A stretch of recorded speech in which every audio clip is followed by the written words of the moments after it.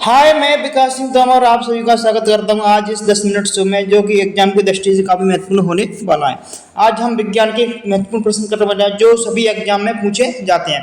तो यह वीडियो सभी के लिए है और सभी एग्जाम में इस तरह के प्रश्न पूछे जाते हैं। तो ऐसा ना सोचिए कि पर्सनली किसी भी एक एग्जाम के लिए ये वीडियो बनाया गया है। यह वीडियो सारे एग्जाम के लिए, आप किसी भी एग्जाम की तैयारी कर रहे हैं तो इस वीडियो को आप देख सकते हो और इससे आपको एग्जाम में काफ़ी हेल्प मिलने वाली है। तो चलते हैं पहले प्रश्न पर। अभी तक आपने हमारे चैनल को सब्सक्राइब नहीं किया तो चैनल को सब्सक्राइब जरूर कर लें और बेल आइकन को दबा लें, क्योंकि जब भी हम कोई नया वीडियो डालते हैं तो आपके पास नोटिफिकेशन उसका सबसे पहले पहुंच जाता है और आप उस वीडियो को देख करके अपनी तैयारी को बेहतर बना सकते हैं। तो पहला प्रश्न है, पृथ्वी पर सर्वाधिक मात्रा में पाई जाने वाली धातु कौन सी है? प्रश्न है, पृथ्वी पर सर्वाधिक मात्रा में पाई जाने वाली धातु कौन सी है? तो इसका राइट आंसर है एल्यूमिनियम है। क्या है? तो एल्यूमिनियम हो जाएगा। क्या हो जाएगा? एल्यूमिनियम है। अगला प्रश्न है, सबसे भारी धातु कौन सी है? तो सबसे भारी धातु कौन सी है? तो इसका उत्तर क्या हो जाएगा? ऑस्मियम है। क्या है? ऑस्मियम। सबसे भारी धातु कौन सी है? ऑस्मियम है। चलते आगे। प्रश्न नंबर 3। प्रश्न नंबर 3 है, क्लोरोफिल नामक वर्णक में कौन सा धातु उपस्थित होता है?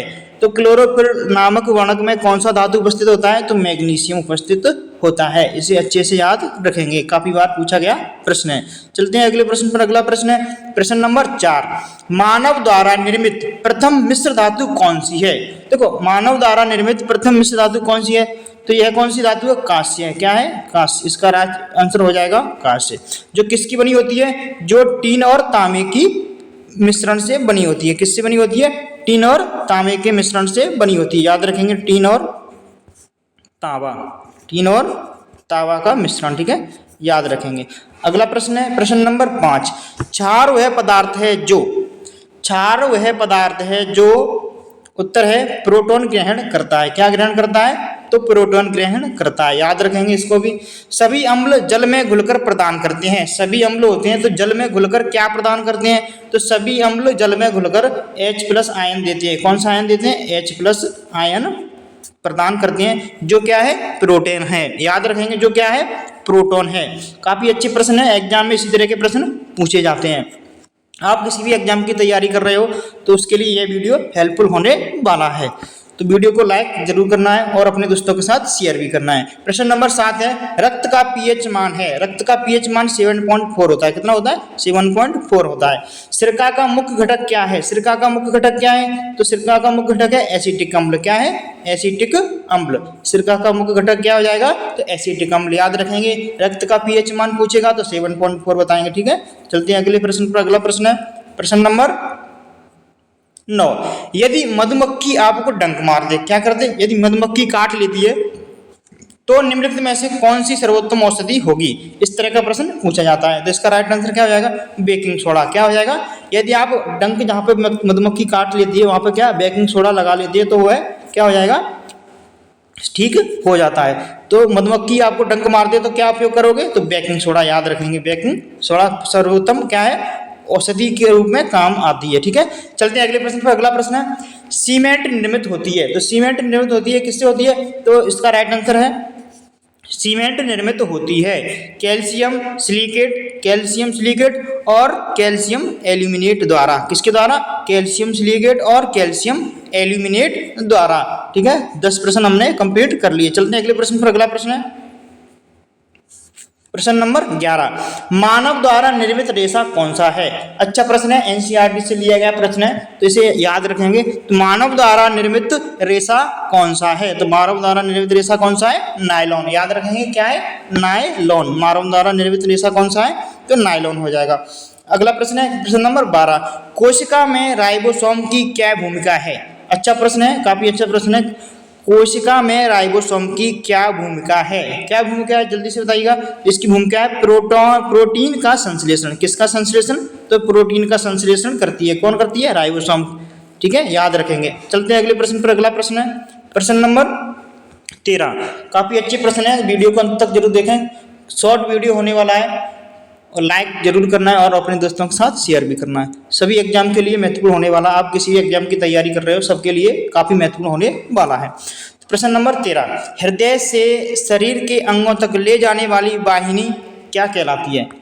क्या कहलाती है? धमनी कहलाती है, यानी आर्टरी कहलाती है। ठीक है, इसे याद रखेंगे। शरीर में श्वेत रक्त कणों WBC का मुख्य कार्य क्या है? तो WBC का मुख्य कार्य क्या है? रोगों के विरुद्ध शरीर की रक्षा करना। क्या काम है इसका? तो रोगों के विरुद्ध शरीर की रक्षा करना। ठीक है, ये इसका काम है किसका? WBC का, याद रखेंगे WBC का। चलते अगले प्रश्न पर। अगला प्रश्न है प्रश्न नंबर 15, रक्त वाहिकाओं के अंदर खून का थक्का जमने से कौन रोकता है?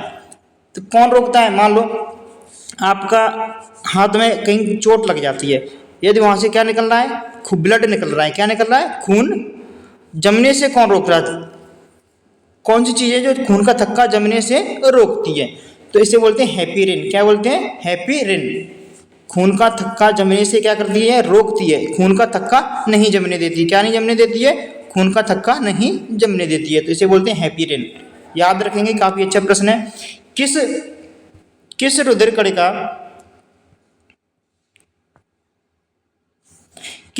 कणिका को एरिथ्रोसाइट्स कहा जाता है?